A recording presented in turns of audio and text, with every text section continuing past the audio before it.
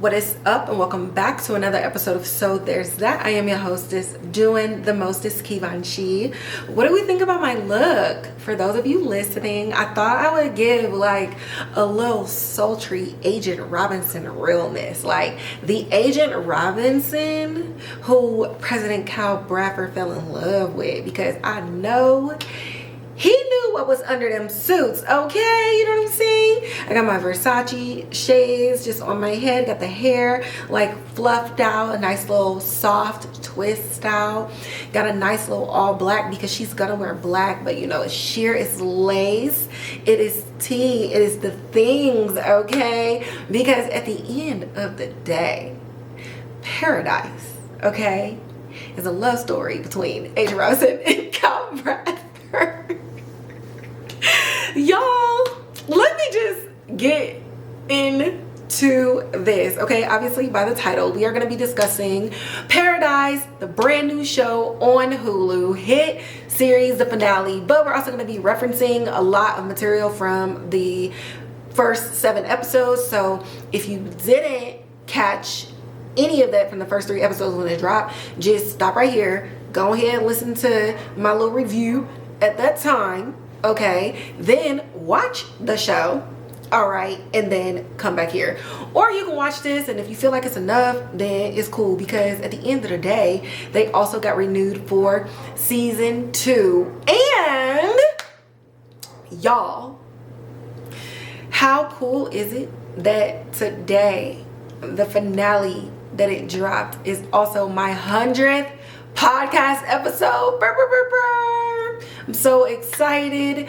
What a feat. My 50th episode was on, I think, the finale of From on MGM Plus, which is one of my favorite shows. And for Paradise to come out and be another one of my favorite shows, and the 100th episode just kind of falls on the finale here, I feel so divinely blessed. I feel very lucky. I feel so excited, especially to have 100 episodes, and I've only been doing this for 8 months. The work, on top of a full-time career, on top of being a full-time grad student, doing my own editing, doing my own videography, my own skits, writing everything. I feel so happy. I feel so amazing. I don't know what I'm gonna do to celebrate, but that will be coming soon. So yeah, those are some new things happening right now. Real quick disclaimer. My neighbor's dog has been barking nonstop for 2 days. So if y'all hear that, that's not my dogs. It's the neighbor's dogs. I apologize, but I'm doing this in my house. Y'all already know what it is. Like, I'm not in a studio. What else is new with me? I had minor hip surgery. They had to shave down some extra bone that was in there, and a torn labrum from just like sports, and then it got exacerbated by the career that I've been in for the last 17 years. So minor surgery, but they had me literally next day in physical therapy. I'm like, damn, I don't get 24 hours to like relax. But everything is good. Getting the joints moving. Gotta make sure I'm able to drop it like it's hot for the summer, you know what I'm saying? So, you know, February was a really good time to get the surgery done. We are 6 days post-op, so everything is looking good. I'm moving around. Otherwise, health is great. Anything else? No, I don't think there's any updates right now. So we're just gonna jump right in, y'all. Paradise on Hulu premiered January 28th, 2025, and it is comprised of 8 episodes. Now, the logline is basically a secret service agent is doing an investigation into the murder of the president of this new world in the underground cave area of Colorado. And it's the first murder in a seemingly happy, healthy, docile location in a community, right? And so we're just trying to investigate all of this. So just to remind y'all, the creator and the writer of the show is Dan Fogelman. The directors are Glenn Ficarra, John Requa, and Hanelle M. Culpepper. So over the course of 8 episodes, they had 3 directors. The production designer, Kevin Bird. The set decorator, Cindy Coburn.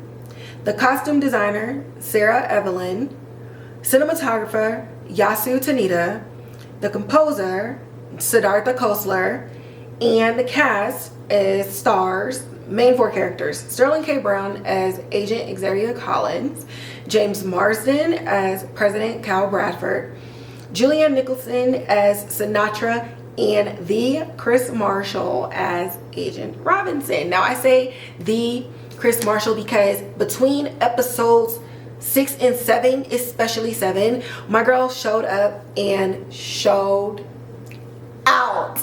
Like, it was like Agent Collins, Agent Collins, Agent Collins, Agent Collins. Oh shit, Agent Robinson is like the sleeper assassin. And to me, episode 7 is like the most, what's the word, regaled episode of the entire season. Like, I didn't see a lot of people talking about Paradise other than those of us who, I don't know, kind of just like clicked up together and underneath like all of the Paradise Hulu Instagram posts and stuff like that. But after episode 7, I started seeing Paradise all over Hulu. The best episode that they've ever seen on TV, one of the best shows that they've ever seen, and literally Paradise just lives up to its name. It just came out of the gate at the start of 2025 and just blew everything out of the water, which is really hard with a show where you're kind of working backwards. But this isn't the first show where we're kind of working backwards. Last year we had Emperor of Ocean Park, where you know that somebody died, and now we're trying to figure out like, how did we get to this death? You have shows like Knives Out, murder mysteries, games like Clue, but another show that just recently dropped, 9 Bodies in a Mexican Morgue. Like, like, okay, there are some people who are dead. How did we get there? And so Paradise, following that same premise, the president is dead. How did we get there? And to watch the full story unravel and going through suspects, but then finding out that your suspects are linked to other things, and then those other things are linked to bigger pictures, and those bigger pictures are linked to things that happened well before we went into this underground world. And so you get to create a story that is potentially endless, because the death of this one character ends up being like a rook on a chessboard. It's not even like, you didn't even take down the queen. Like, and for Dan Fogelman to be able to just kind of write something like that and to be able to rope everybody in there, even though you feel like you already got the answer at the beginning of the test, you have no idea what's going on. So specifically with the finale, so everything leading up to this, we've been dealing with trying to figure out who killed the president. We saw that Sinatra has already snuck down a bunch of different assassins from the previous world, I guess you could say, and she has employed them in places that are most beneficial to her.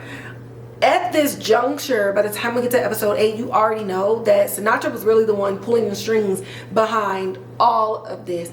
And it really goes to show that the president is literally just a figurehead of things. They're typically one of the last ones in Congress to really know what's going on, as we saw with the information being given to Cal with the state of the world and the things that were coming. And he's like the last one to know, the last one to plan, and the first one to take the blame when the American people are looking for answers. So she's been able to just hide in the shadows up until about episode 6, where we see flashbacks of Agent Collins in conversations with his wife, and basically being like, sometimes a motherfucker gonna make you pop off. Okay, sometimes you gotta pop out and show, you know what I'm saying? And we see him assemble a small team of people that just like, something is wrong and we need to take this hoe down. Okay, but we get into Episode 8, don't know why Sinatra was still alive and a bullet wasn't in her head by the end of episode 7, but you know what, I digress. And she is basically kind of using his daughter as a pawn, but we get some pretty damning information that says nobody in the community killed the president. It's DNA from somebody like outside of it. So Collins goes over to Agent Robinson. He's like, listen, let them all go. We got to work another angle. Like, we missed something, but she got my daughter, so I'm gonna figure this out and we're gonna come back to this. So Robinson is kind of pissed, like, why are we letting these people go? At the end of the day, we know that they're horrible people, as seen in episode 7 when all of that shit went down in the White House and they were just looking to protect themselves. Like, the 1% was just looking out for the 1%, even though Cal did his best to try to be there for the rest of the world. Now, it was already teased that the killer is somebody we've seen in every episode, and so you get to watch and you're trying to figure out like who it is.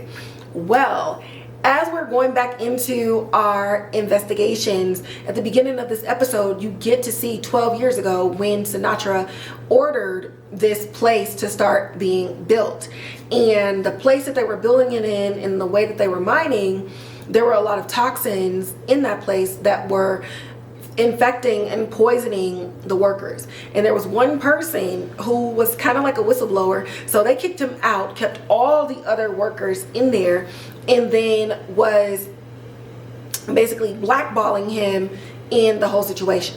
Well, we find that this character was also somebody who was on the line in episode 7 that did an attempt on, was it episode 7? It was a couple of episodes where there was a specific assassination attempt. Yeah, it was in one of the first 3 episodes. There was a specific assassination attempt on the president, and that's where Collins took the bullet.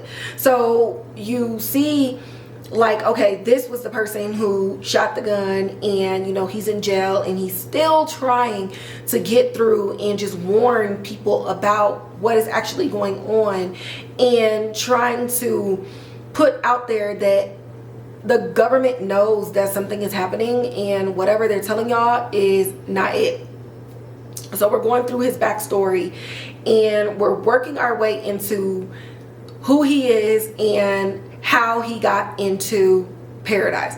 At this same time, Collins had gone to Gabriella and they were working through like, okay, we need to look through whoever it was on arrival day to figure out like who is here that's lying about the things. And so they figured this stuff out fairly quickly, and it ended up being one of the workers at the restaurant.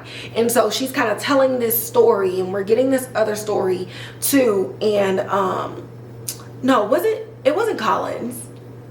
Who was it? It was Robinson and Gabriella, because Collins is going back to the original crime scene and he's going through everything. He's trying to figure out, okay, what did I miss? And he goes and he finds the mixtape that Cal had made for his son. He goes down to the library, he goes into some things, so he's putting like everything together.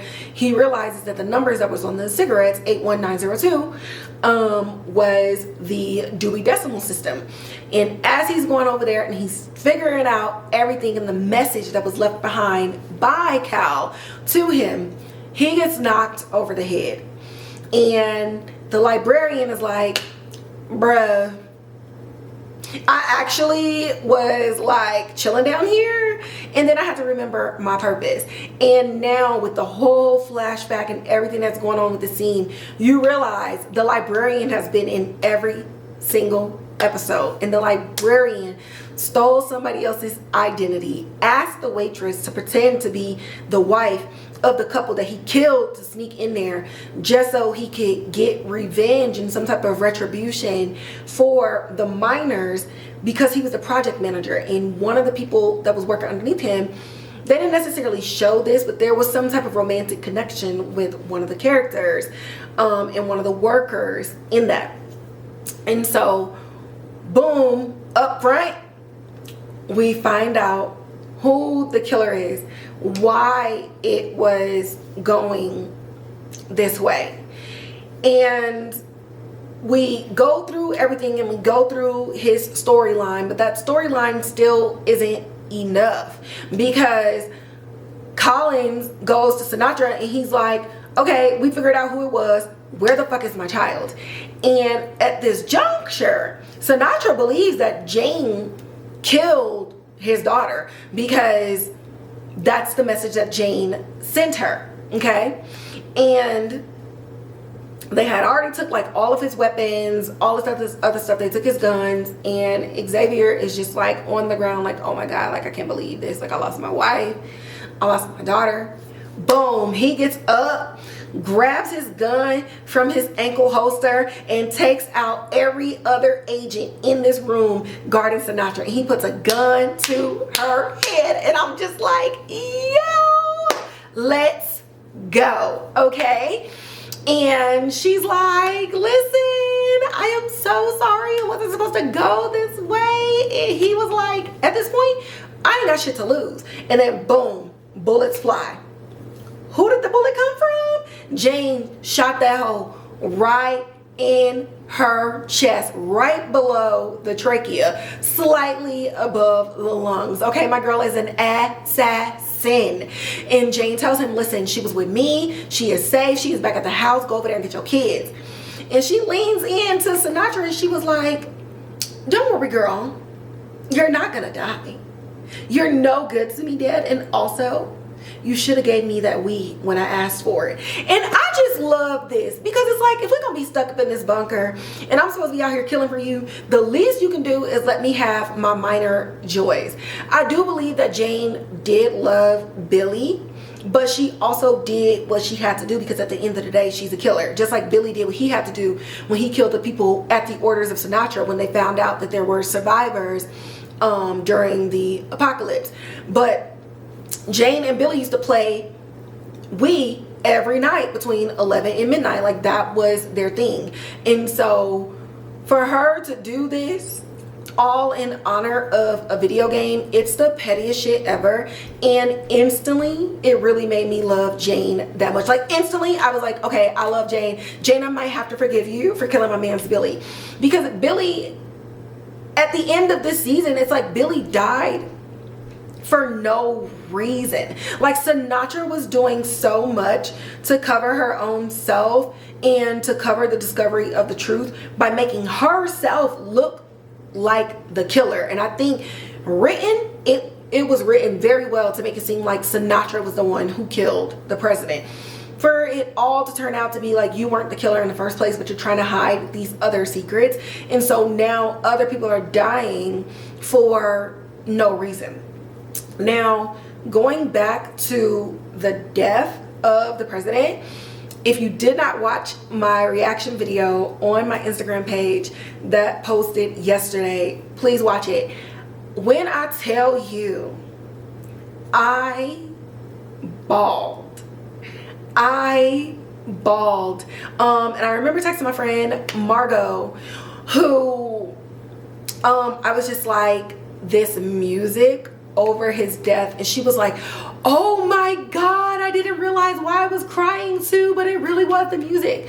Composition is so important. I keep telling people, music and sound design really drive the emotions of the audience member, and a lot of times it's not just the portrayal of the actor in those scenes, it's the music underneath that is driving you forward. And to have the sound of his attack be lowered and the music be at the forefront of the scene, and watching him in his final moments try to place things in a way that he knew Collins of all people would find these clues, it was just really like, I know I'm going to die, but I'm going to do everything I can to make sure that the people that I trust the most will find out who did this and get justice, not only for me, but justice for the people. Because at the end of the day, Cal really tried with the American people. Unfortunately, it was 12 years too late, and unfortunately, he was a puppet behind all of it. And as the figurehead, that librarian, the old project manager for this whole place in the first place, looked to him as the sole reason that everybody died. Because again, he still didn't even have all of the pieces. He only had a part of the puzzle, and it was incorrect. So Billy died for no reason. Cal, I guess his death brought out the truth, and I wonder too if he felt like his death was coming, because once he realized he was locked out of his own files and then realized that his dad's fingerprints was the ones that opened it and all this other stuff, he set so many things in motion by making the CD for his son, by hiding things in the library for Collins, by writing the file number for where the books and stuff were. It's like he already knew and predicted his death. Another thing that kind of made everything just so sad for Cal is that on the night of his death, everything that was going into his mind was him feeling like he was useless and he was no good to the people that he loved the most. And so while he had so much love for these people, their final words to him was rejection, and specifically Agent Collins saying, "I will forgive you and I will be able to sleep at night when you are dead." And that wasn't even how he truly felt. And so then to die and still say that I trust this person the most, this person who said that he will not sleep until I am dead, it was just a true Shakespearean tragedy, all in all. And it just made a show that is just so action-packed and so mysterious. It really just punched you in the gut with the emotional weight that it's able to contain in all of this. So it's no secret as to why they would get renewed at season 2. I think the announcement came right before episode 6 dropped. So it's no secret as to why this will continue to get renewed, because now we need to figure out what is actually going on in the world. Where are the survivors? How have they survived this long? Are there mutations? What does vegetation life look like on the outside? And so now there's a new mission for Xavier Collins outside of Paradise, while Agent Robinson and Gabriella try to hold it down inside of Paradise. And Sinatra's seat is unfilled. And one of the things that the librarian said was, "I thought that this place could be something, just to see that the same 1% came here and was running it just like the world it was before. So nothing has changed." And I'm going to keep referencing Earth Abides until the end. But in Earth Abides, one of the things that Ish says to the children during the last episode is sorry, my throat is kind of itching.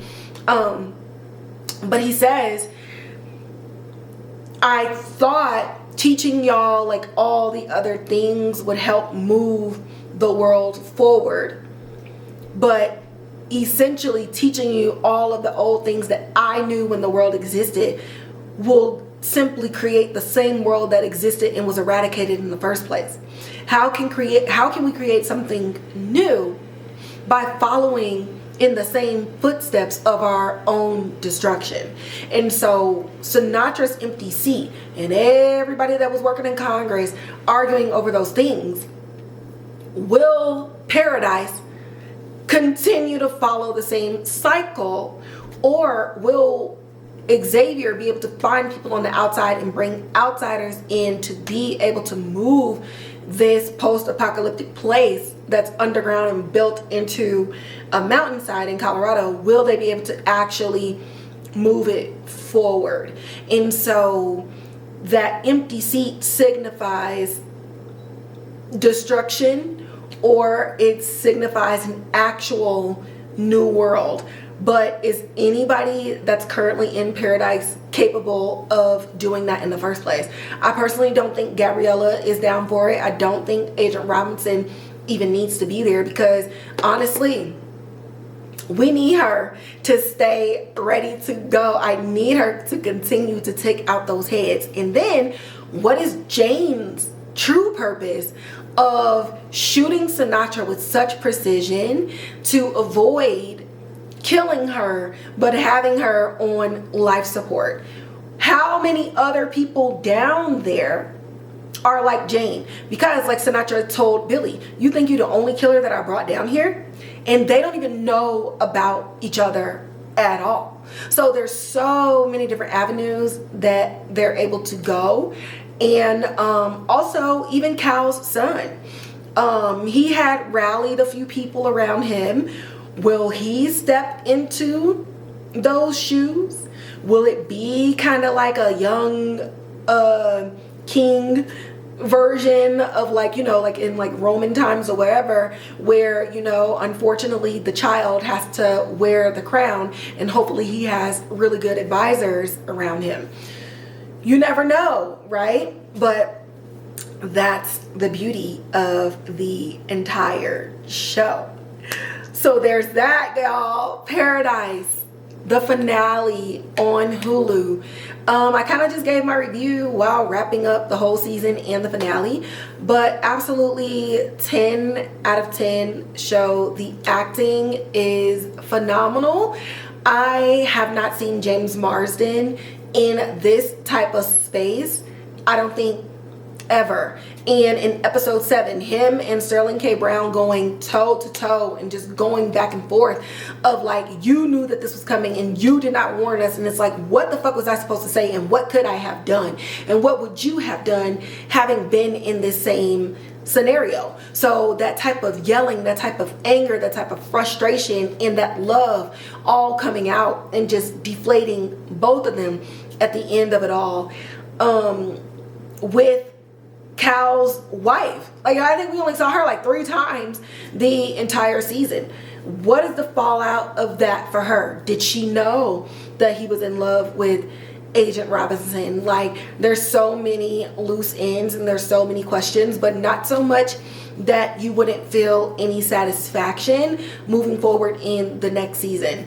But definitely saw some of the best acting I have seen and some of the best performances that I've seen from the cast, as well as all of the other supporting characters as well.